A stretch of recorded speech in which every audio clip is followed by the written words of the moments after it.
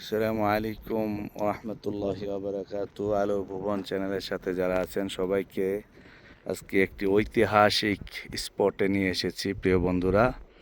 ইসলাম ইসলামের এবং ইসলামের নবী বিশ্বনবী জনাবে মোহাম্মদুর রসুল্লাহ সাল্লাল্লাহু আলাইহি সাল্লাম এর সাথে সম্পৃক্ত এই ঐতিহাসিক বনু সাদ সম্প্রদায়ের এই গোত্র, এবং এখানে রসুলের বিচরণ, বকরি চড়ানো এবং ইতিহাসের আলোকে, কোরআন হাদিস এবং ইতিহাসের আলোকে এখানকার সংক্ষিপ্ত ইতিহাস ব্যক্ত করবেন বিশিষ্ট ওয়াইজ জনাব মাওলানা হেদায়েতুল্লাহ নুমানি সাহেব দামাত বারকাতুহুমুল আলিয়া।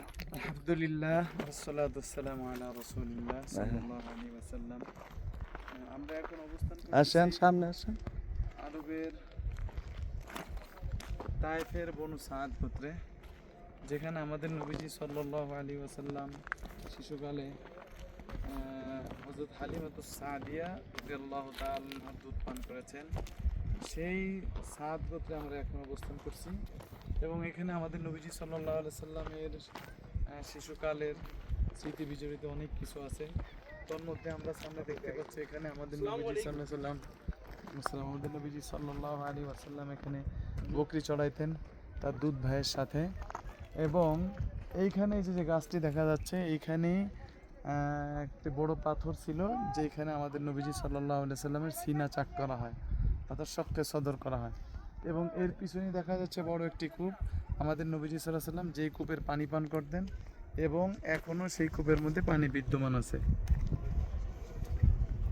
তো যারা আমরা উমরার জন্য বা জিয়ারতের জন্য আসব, আমরা চেষ্টা করব আমাদের নবীজি সাল্লাল্লাহু আলাইহি সাল্লামের সেই শিশুকালের স্মৃতিময় জায়গাগুলিকে পরিদর্শন করার। এই কাঁটাদার গাছগুলো সম্পর্কে কিছু বলেন, উটের খাবার। এবং এই যে আমরা দেখতে পাচ্ছি মরুভূমির দেশ, পাথরের দেশ, এই দেশের মধ্যে তেমন কোনো ঘাস লতাপাতা জন্মায় না, তবে এক প্রকারের কাঁটা গাছ দেখা যাচ্ছে। কত মারাত্মক কাঁটা! এগুলি অত্যন্ত ধারালো, অত্যন্ত সুচালো। এই কাঁটা গাছই এই মরুভূমির উট খেয়ে থাকে এবং বকরি, দুম্বা অর্থাৎ যে সমস্ত গৃহপালিত পশু আছে তারা এই কাঁটা গাছগুলি খায়। আল্লাহ পাক এর মধ্যে তাদের জন্য রিজিকের আমাদের ব্যবস্থা কাফেলা করেছেন। সম্পর্কিত।